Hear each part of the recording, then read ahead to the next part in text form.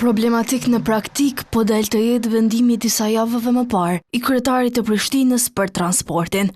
Përparim Rama vendosi që të gjithë qytetarët e komunave të tjera që vinë në stacionin e autobusëve në Prishtinë të kenë mundësi që falas, pastaj ta shfrytëzojnë transportin publik në kryeqytet. Por një praktikë e tillë nuk po gjen zbatim. Jo, duhet me pagu normal. Nxillin autobus hyp që ta ndrosh, do tjetrin bilet me marr. Me pague, nuk zbatohet qysh.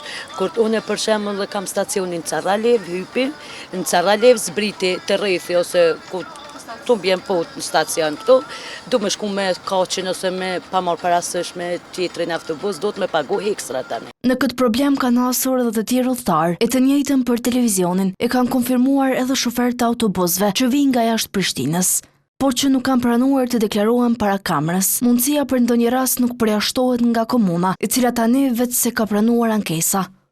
Kemi pas disa ankesa për disa raste që s'është përfill vendimi, por që kryesisht kanë qenë raste të cilat nuk kanë zbarkuar në stacion të autobusëve, por në pjesë të tjera të qytetit që nuk lejohet, sepse vendimi thotë që ajo vlen vetëm nga stacioni i autobusëve. Nëse ka raste të tilla, atëherë qytetarët duhet t'i lajmërojnë në trafik urban, pastaj të rimbursohen për mjetet të cilat nuk është dashur t'ju mirën nga se vendimi parashet që të kemi lirim të pagesës.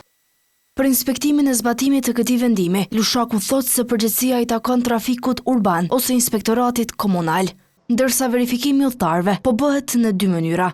Kryesisht dhe zakonisht është biletat që e marrin nga tazëm udhëtojnë nga peja në Prishtinë, nga kuponi fiskal që jepet në autobusin ndërurban të pejës, që vjen në stacion të autobuseve, dhe në rastet nevojshme edhe ndonjë kartelit notifikimi.